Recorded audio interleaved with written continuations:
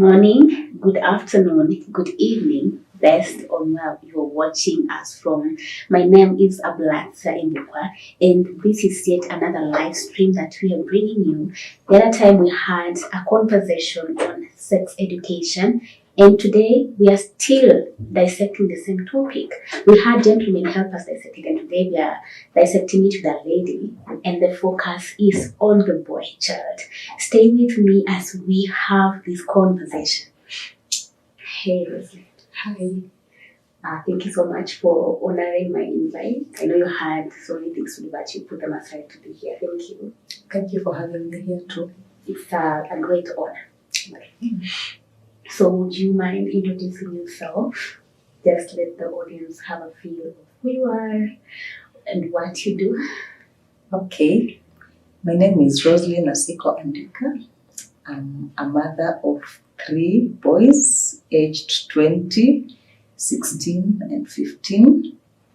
And I am a career woman. I work for the government of Kenya. Yes. Yes. So you said you're a mother of 3. Yes. So how has... I understand you're a single mother. Yes, I'm a single mother. Yes. First of all, congratulations for raising 3 boys. It's not an easy task. Thank you. And I would just like to understand how has the experience been, you raising the boys? It has been a sweet, sour experience because, raising boys are such some piece of work, and especially being single, and the way boys are, they can sometimes be very naughty, sometimes they need tough love, sometimes they need a friend in a mother, and so all those things combined. So sometimes there's a point I'm a friend to them, there's some point I'm so tough on them, but at the end of the day, we are friends, and that's the best experience, raising them, being there for them, knowing that I am there for them, they're looking up to me as a mother, and trying also, I cannot be a father, but trying to fill that gap of a father. And so it's an interesting experience, and it is not for the faint hearts. It's not. Yes. You have said,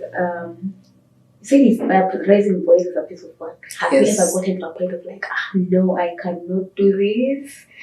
Have you? Yeah. So, I think I was telling you earlier that just a week ago, I almost called the police on one of my sons because I was feeling like this is too much for me. But we always find a way around it. Sometimes there are people around me that I can call when I feel things are getting out of hand. And I thank God because they are always there to support me and help the boys. Wow. Yeah. So I can imagine my son turning around and wanting to beat me or to fight with me. So you say there are ways you work around it. So how did you work around that particular situation with the son wanting to beat you? I tried talking to him, but he felt like I have wronged him, and he was on top, and he didn't want to come down. So reasoning with somebody who is already, he feels like you have wronged him, and he feels like I'm not seeing the sense in whatever that was going on. Yet I'm also feeling that you're my son. You should know that I'm your mother, and whatever I'm telling you, you should calm down. So I tried talking to him, but he had so much anger, and I thought, now I can't handle this because it's getting out of hand. So the only thing I thought about is calling the police. But before calling the police, I called a friend of mine. Luckily enough, she was just a phone call away. So they came with another gentleman and they were able to calm him down, and they talked to him, and he came down and he apologized. Yeah, the beauty of it, once he apologizes, or any of the boys, once they say they're sorry, they are good. Yeah. Wow. You don't go again castigating them at you did this. No, once they say sorry, that's it. That is it. Yeah. And that is the most important thing. Yes. Sorry to know that they were on the wrong and they are sorry. Yes. Yeah. Sorry is a 5-letter word. That's very powerful. Very powerful. It can calm so many storms. Yes. And just with that experience you have shared, we are having this sex education topic, which is an elephant in the room, and something that many parents are struggling with. Yes. And you, as a mother to boys, raising them single-handedly for like 9 years. Yes, 9 years. What approach did you take? Well, have you started having the sex education conversations with them? Most definitely. Not definitely. Yes. Okay, that is important. Congratulations once again. And what steps did you take in starting that conversation? Because I know it was not easy. Okay, when my eldest son was in class 7, that was in 2015, he started disturbing, should I use the word disturbing, a certain girl in their class. Yeah. And it was a concern to the parent of the girl, the teachers. So I was called to school and I was told that your son sends messages to this girl. This girl is unable to read at home because it's like my boy was confusing. And remember, they are just in class 7. So I thought to myself, after now all that ordeal, I thought to myself, now what do I do? And you see, as you mentioned, I'm a single mother, and there's nobody else in my house who can do this. So I decided, before these things get out of hand, let me have a sitting with him and try and talk to him about sex education. Because you see, the children, the little they learn, no, we are in the 21st century, we are not in the old age where people used to think that sex education is a taboo, you can't talk to your children, or it is embarrassing. Yeah. We live in the 21st century where we are co-parenting these children with the social media, Facebook, Instagram, Twitter, and they see all these things in social media. So either way, you have to talk to them. If you don't talk to them, social media will tell them these things. Yeah, so I sat him down and we started talking about this thing. It was awkward. I didn't know how to start it, but I somehow just found myself starting it out. How did you start? That is the question. Media parents out there is stuck on starting such a conversation with a kid. Like, break it down. How did you start the conversation? Okay, I told him that, do you know what happens for a girl to get a baby, such things. And then apparently he knew. He knew because he told me that when a girl sleeps with a boy, they'll get pregnant.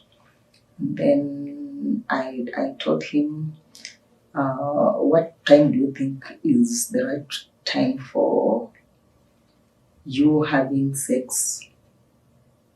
And then he told me after finishing school, like after finishing college, and he's in a stable working. Yeah. So I asked him if he knew the consequences of having sex with a girl, especially unprotected sex.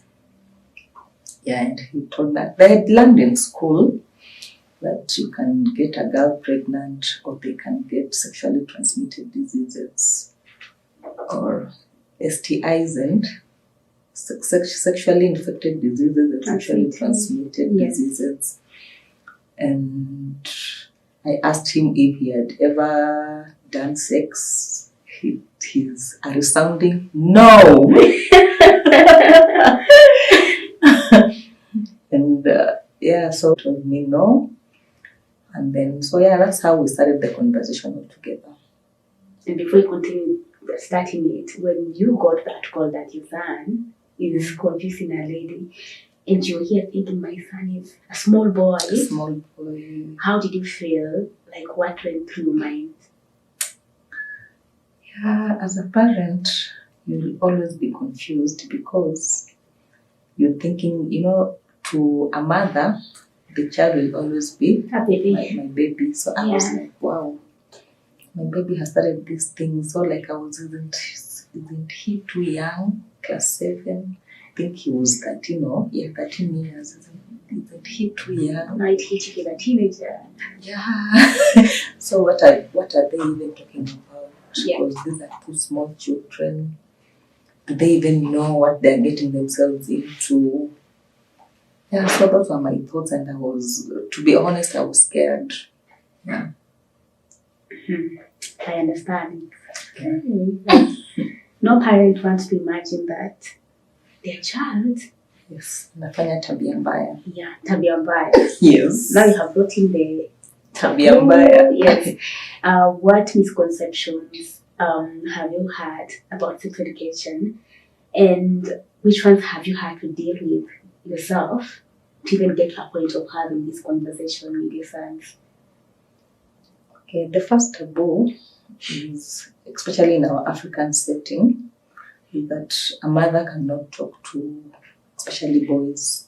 A mother is supposed to advise girls, yes, but not boys. And I'm like, what is the difference? They are all children and they all need the education. So that is the first taboo, that a mother should not. You see, the woman is always put second to men. They're like, a mother should not talk to a boy about sex education. But I didn't have a choice because I was the only parent in the picture. So I had to do things. And then there's another taboo, that what somebody doesn't know doesn't hurt them. Like, if the children don't know about sex education, it won't hurt them. Or some people think that once you introduce sex education to the children, they'll be curious, they'll start going out there to try and find out what is this, and to try out sex. So that is also a taboo that I had to deal with. And I think, to me, talking about it is giving them knowledge. Yeah. As compared to just letting them be wajulia huko mbele, because you don't know wakujulia huko mbele what will happen. Because I've heard stories where women have induced small boys into sex. So I'm imagining, can you imagine that 13-year-old being lured into sex by an adult? Yeah. Yes. It is traumatizing to think about it. Yeah. Very traumatizing. So it's better if they hear it from me than getting to learn these things from out there. Because you're an authority to them. Yes, because I'm an authority to them. They can trust me. Yeah. I've been there. I've seen all these things. You have. Yes. Better inaitwaje? Kwanza kuwaosha. Yes. Kuwaosha inaitwaje? I bathed them. I washed them. I've seen like every milestone of their life. So who else is better placed to talk to them about these things other than me? Yes. Yeah. So that's my thinking. Congratulations. Thank you. Well, like the things I did a study on social media, and people are saying what you're saying. I asked, what challenges have you faced in having sex education with your children for conversation? And people say what you say. Let them go and find out themselves. That's very dangerous. Or I feel if I talk to them, they'll start disrespecting, practicing. You get.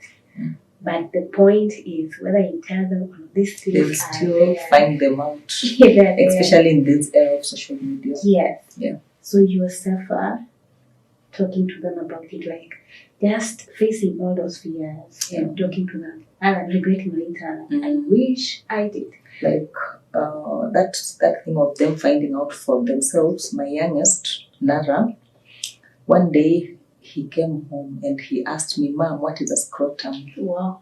That was like a slap on the face. Yes, like it caught me unawares. The question really caught me unawares. So before I load and answer him, I can imagine. I told him, hey, let me go and research and then I'll tell you. So the same day, as I was going through my phone, I saw that he had tried to Google the word scrotum. So you see, even if I didn't tell him what a scrotum is, he went ahead and he Googled. Yes, he went ahead and he Googled. And remember, he was in class 6 or class 5 there. Wow. So he went and Googled this, what is a scrotum. So me, I'm like, on his what is a scrotum. So I'm like, oh my gosh. So you're trying to find the right words. But here, his Google is already helping. Yeah. So either way, whether you talk to them or not, they'll still go and find out because they are curious beings. And you mentioned, apart from what he had searched, you saw that he had accessed. Yeah, unfortunately, there was a boy in their school who had sent him a link, and the link was pornographic. So he managed to watch the pornographic videos. So I asked him, why were you watching the pornographic videos? Are you scared? Yes, I was so scared because I imagined the type of substance they were watching. Yeah, crazy. So he was, my youngest son is very honest and he's very free with me. So he told me that a friend had sent the link to him. So we got to the bottom of it, and it is true. A boy in school had sent the link on WhatsApp, and that is how he managed to access the pornographic sites. Yeah, so I told him the dangers of watching pornographic sites. It was adult stuff, and he should never at any time watch it because it pollutes the mind. And I'm always luckily enough, their social media accounts are registered under my email. So if they searched anything, I'll access, I'm able to access what they view on social media and all that stuff. So from that time, I can confidently say here that they have never watched them again.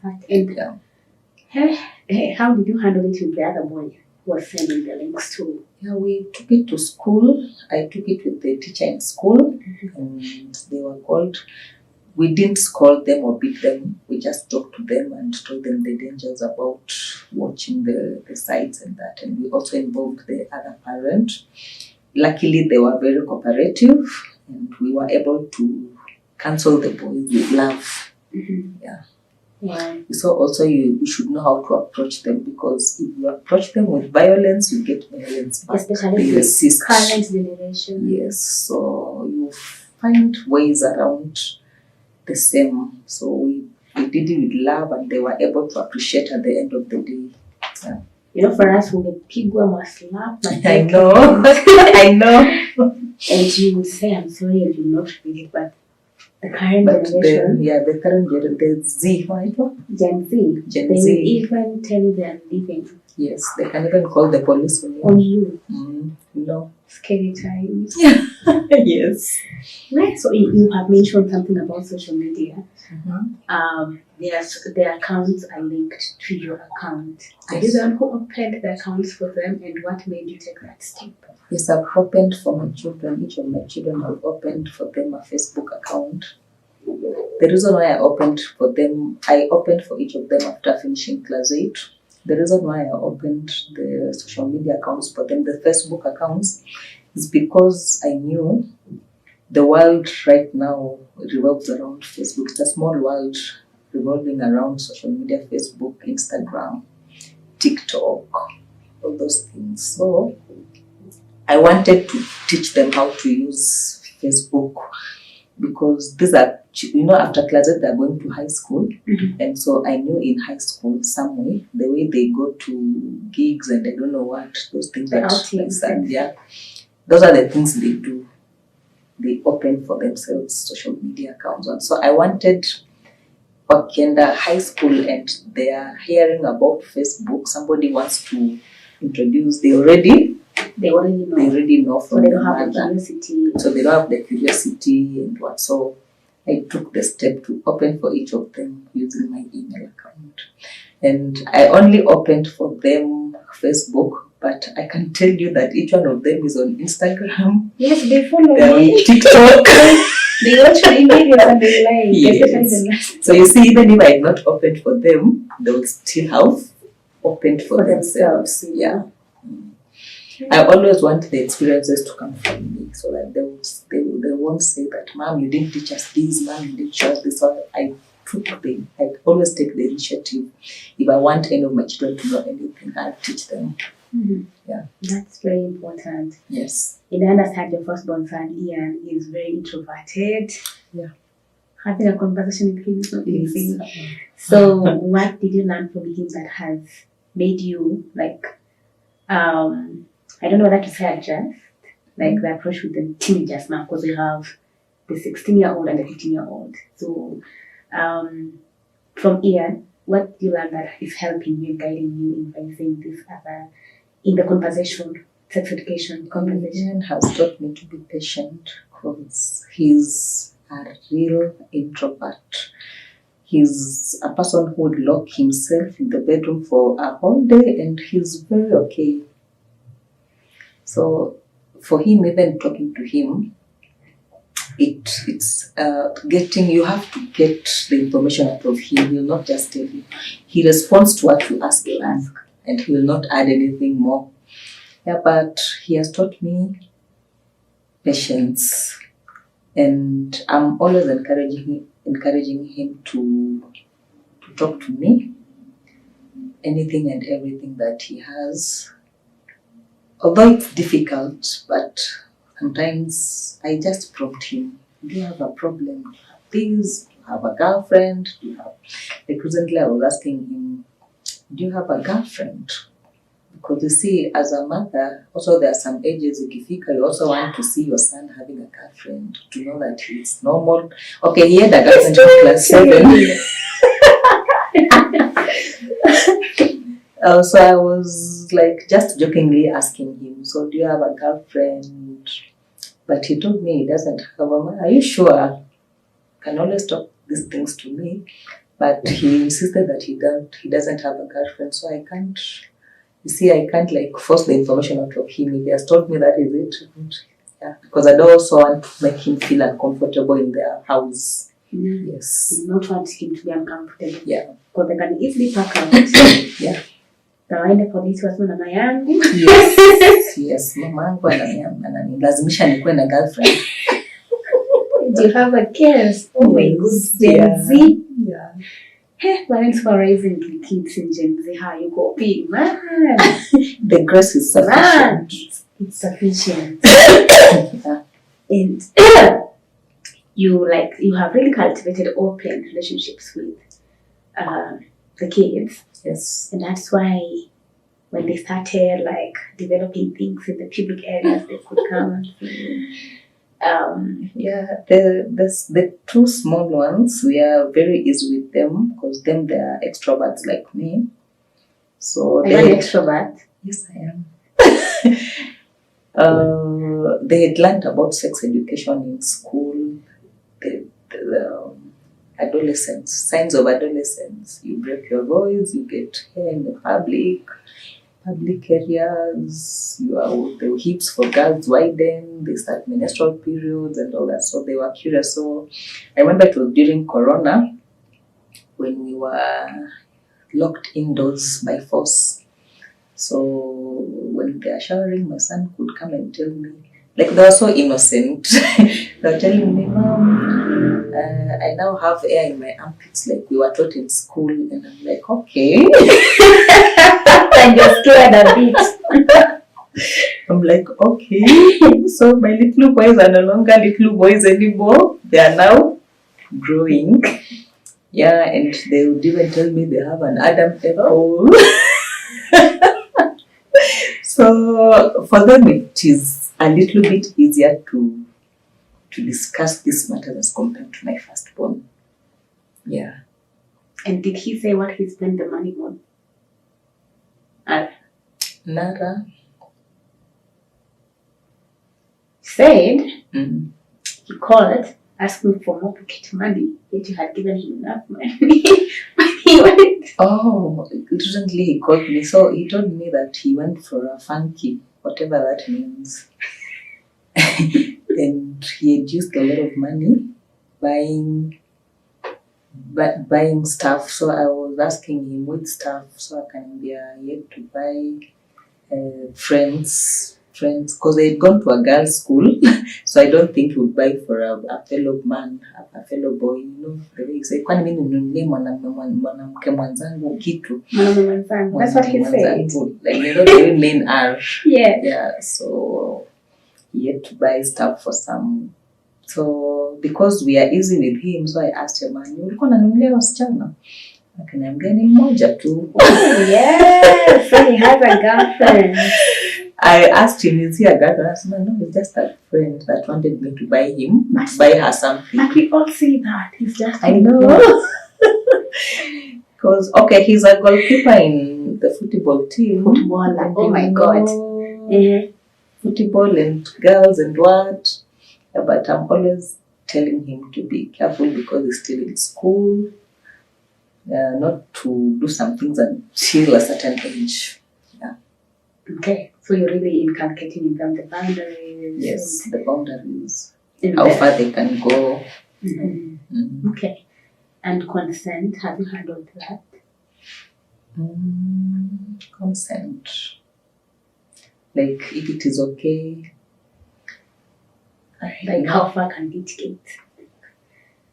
Okay. I've allowed them, like if they have a friend, whether it's a boy or a girl, I've allowed them to bring them home, because as a parent I also want to know what kind of friends my kids are working with. So I've really encouraged them, if they have a friend, it's okay for them to bring their friends at home. They even cook, they eat together. Like during the December holidays, you have to have enough food in the house. In this economy. Yeah, because I'd rather the friends come, they mingle in my house, they cook, they eat, than them going out there and you don't know where they're going or what they're doing. Yeah, so I'll buy them popcorns, I'll buy them juice, so they'll come and eat the popcorns and soda and watch movies and what. Sometimes they cook lunch. And so I'm comfortable that way as compared to them just wandering in the world and you don't know where they are, what they're doing. So I've really encouraged them to bring their friends at home. And no going into closed doors, behind closed doors, as for example, if they brought, because there's even this thing of homosexuality. I remember when Ian was in primary school, there was a case in their school of homosexuality. So I even asked him if he knows what homosexuality is, like a man going out with a fellow man. And he told me he knows. And I wondered where he had heard that from. They told me during the holidays, I think they'd gone to Mombasa or something. And there was a belief that in Mombasa, there's a lot of homosexuals. So they found themselves, yes, so they found themselves having a discussion around the same. So, okay, it is disgusting to discuss some things, yes. But they are here with us. Like you can't but they're here with us, so I tell them they should never close themselves off bring friends at home and then they are spending time in their room. So when they are home, even when I'm home, we encourage family time. We stay in the living room. We do things as a family. We don't, at some other people are eating in the bedroom, others are eating in the sitting room, others in the kitchen. No, we have family time. When it's food time, we all eat from the living room. And it applies even to friends. When they come, they stay in the living room. Yeah. Like, just keep it open. Yeah, keeping it open. Okay. And you mentioned, like, when you're talking about Ian, Sid, and Nara, something has come out, like, you respect their privacy boundaries.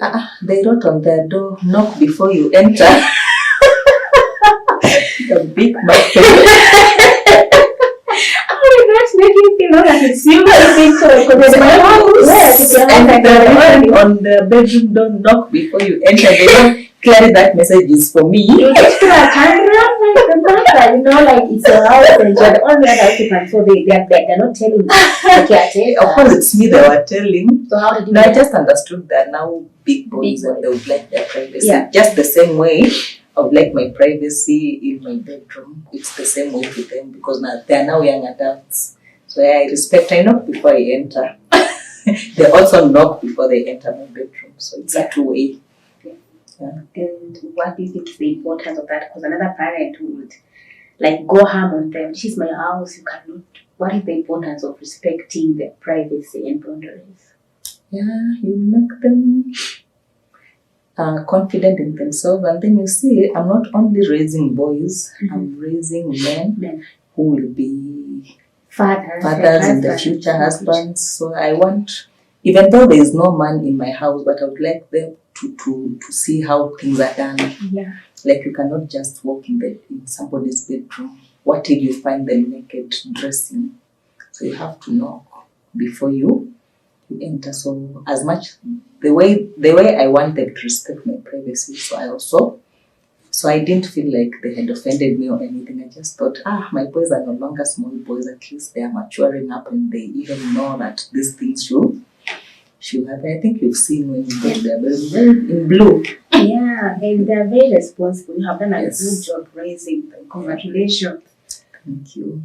I ate Ian's egg and I was like, Ian is now a big boy. He can prepare an egg. You see, I told you I'm a career woman, and sometimes I travel. I'll be out for a week. Sometimes I'm also a minister in the church, a shepherd in the church, so I also do a lot of church work. So sometimes if you depend on me to come and cook for you, you'll eat at 12 a.m. So I taught them how to cook. I taught them how to light the gas. I taught them how to cook. Virtually everything. Eggs, tea. If anybody cooked tea in my house, it's well cooked tea. They know how to cook ugali. They know how to cook. The only thing they don't know how to cook is chapati. But the rest of the things they know. And Sid's chicken is delicious. Yeah, he knows how to cook everything. And sometimes they take advantage of him. So because he loves the kitchen, so he does everything. Yes. But I discourage. That's why I give them duties. If somebody cooked tea in the morning, the other one will wash utensils and the other one will cook lunch. So I give them duties, especially when they're on holidays. So they work on duties. Yeah. So you're a confident mother. You have done a good job. Yes. It's evident. Yeah. They even know how to clean.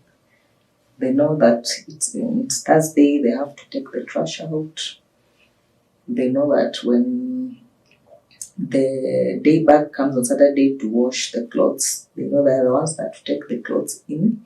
And when they take the clothes in, they don't just leave them in the basket, they fold them. Yeah. So when they get a woman, they don't get that weight of a woman's role is in the kitchen. Yes, because they have done it. They have done it and they know these roles are for everybody, because you being their mother, you'd have as well done it because you're the woman. Yes. But they have done it. So when they get to a point of having their own families, they know these things we can share. Yes. And that is, I think, the disconnect between how we are raised and how we are raised. And how. Yeah, because personally when I was growing up, roles were clearly defined because I grew up partly in the village and partly in the city. So in the village, roles were clearly defined. Like my role as a young girl was go to the river, fetch water, cook, clean, and all that. And the boys had an easy time because their roles were just looking after the cattle. Yeah, so like I did the donkey's work growing up as a girl. But right now, raising my children, I've raised them knowing that there is no role for girls or roles for boys. So they do basically everything. Mm-hmm. Yeah. And in that aspect of defining roles, that kind of affects their approach on sex education when it comes to boys. Why do you think it's important that the boys is also involved in sex education? Because, as you have said, the role of the boy is like go take cows to feed and then bring them back home. But the girl is doing the donkey work, and you will be sat there and be told, "Don't talk to boys." You know, I asked mom, mom, I always found myself running to you and telling you this boy was trying to talk to me, so I'll go run and cry and tell her mom a boy was talking to me. And I told her, I don't remember you having that conversation with me, so how did I get to this point of knowing that boys are bad and I could turn to you? And she told me she never talked to us, like maybe they talked to the elder, So, and of course the boys were also not talked to about it. So why do you think that the boys should not be overlooked in matters sex education? You see, there is this misconception. Okay, not a misconception. In the world today, much attention is given to the girl child. So much is given to the girl child that we forget the boy child. So like we'll really talk about the girls, don't talk to the boys, don't do this, don't do that. But you see, even if this boy made this girl pregnant, it is not only affecting the girl, it's affecting both of them. But you see, we are looking at it, for example, if this girl is in school, atacha shule, so it's like life stops for the girl, while the boy, life continues. But if you look at it, it is affecting both of them. Because as much as you feel like the girls are, these boys are also affected psychologically, knowing that at class 7, I'm a father. Who wants that? So as the girl would be affected physically, you'll see that the stomach is protruding and they're pregnant. They stop coming to school. It's evidence. But the boy is also affected mentally, and you see, there's nothing as bad as mental torture. I'd rather even that one who is being seen in the belly than this one that is sitting there depressed psychologically, knowing that. So it is important to the girl and the boy all together. Plus, there are also diseases. Yes, and as much as you won't get pregnant, you can get HIV, you can get these STIs, gonorrhea, syphilis. I hear now there's super gonorrhea. So they'll get, even if they won't get pregnant, they still get that. And HIV, I remember when we were growing up, getting HIV was like signing your death sentence. Yes, especially like for us, the sex education in school was us being shown those videos. And then those terrible videos. So it was like signing a death sentence for yourself. So I believe it is important for the boy child won't talk, but the psychological torture that they go through is really also something else. Yeah. When I was coming to the church today, the guy that carried me was talking about a boy impregnated a girl na akaruka boy. So the girl amelea mimba. So mtoto amezaliwa, the boy ameambiwa amepeleka mtoto nyumbani na bibi. you're marrying him by force. Wow. You can imagine the torture here. Yeah. Yeah. I remember these are small children. Yes. Mm-hmm. Like he was having that conversation, so he was telling someone else. Alifanya hivi, so akaruka mimba. Sasa hivi ni msha amezaliwa, anaambiwa amchukue ama apeleke police station. So where do you start? You see, Mm-hmm. if you don't prepare this boy, They're also in school. Yeah. For you to take care of a child, you need to be financially stable. But so it is important for the both of them. Yes. Don't neglect the boy child. Society, I'm talking to the society, don't ever emphasize on the girls and you leave out the boys, because it is affecting them. They won't say it, they won't speak it out, but it is affecting them. Yes. Yeah. Very, very true. And like parents, sometimes we need support, maybe resources that we refer to when we are trying to empower us on matters of sexual education, because you don't have everything. Just like the way you were raised, these things, if you're lucky, you come across them in school, or rather you experience with your friends and learn as you go. So which resources that have you used in trying to learn or navigate this subject that other parents can refer to? Or do you have people who support you in that? Okay. My first go-to is always, because I brought up my children in church since they were small boys. So in church, we have a very big support system, because I don't know if you have come to a church, you'll see there are different classes. We have classes for the Sunday school, then we have the teens, and then we have the youth, and then the adults. So especially when the children are going for boys to men, when they're transiting, there's normally a mentorship program that they undergo. So this mentorship program really helps the boys, because during the December holidays, that's when they go for the mentorship program. So you just pay some money, and then they go for the mentorship program for 2 weeks. So that has been a really great support system to me. And then I also thank God for the government of Kenya. They take us to trainings of these things. So I've also been trained about these things from my employer. And we also have counselors. I don't know if people know that we also have counselors in the government that also help us around the same issues. So you can always take the children to the counselors, or yourself if you're feeling overwhelmed. Psychosocial support. Yes, so you go to them. And then I also have friends. I have a brother, Tony, who helps a lot. I only need to call him. I have my Auntie Mary. She also helps a lot. So I have people around me who support me a lot. Yeah, my cousins, you, and my brothers. Yeah. I try. It's not easy. It's not easy. Yeah. You know. So thank you so much. And before we wind up, you have tried as a mother to boy. Or just a mother. It's never easy. Like, there are those who are having it rough with girls. There are those who are having it rough with boys, or having it easy with boys.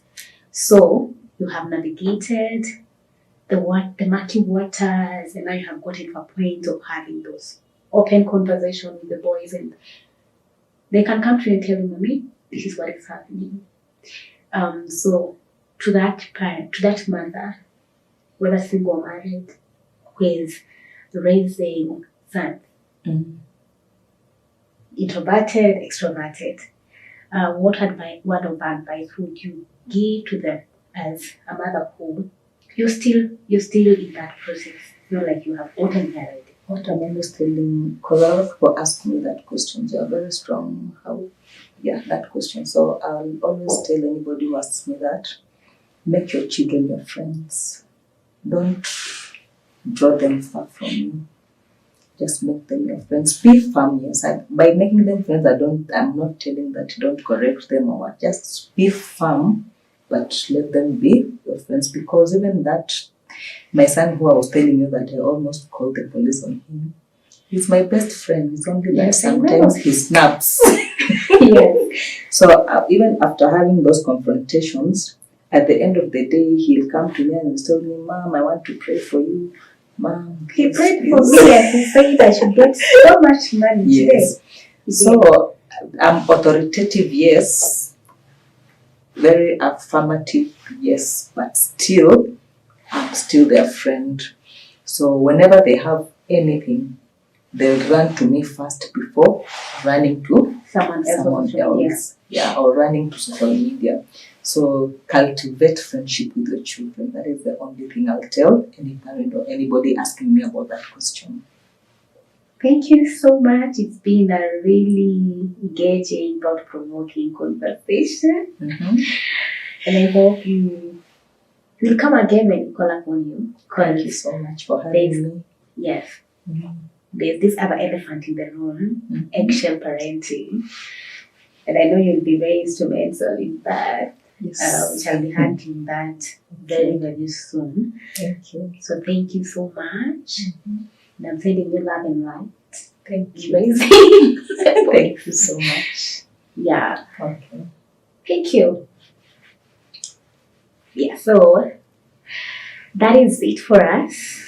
I hope you have learned something. The emphasis is make your children friends, cultivate those open relationships. Because if you don't talk to them, they'll find the information out there from the social media or from friends, because we also have peer pressure. So whether you talk about it or not, they will find out somehow. So you'd rather start the conversation with them and save them from deviating from the right path that you are trying to direct them from, because you are an authority, and if you speak to them, they'll hear you and they will learn and understand. So thank you so much for staying with us until this point. See you in the next conversation. I've been yours, Ablatse Mbukwa.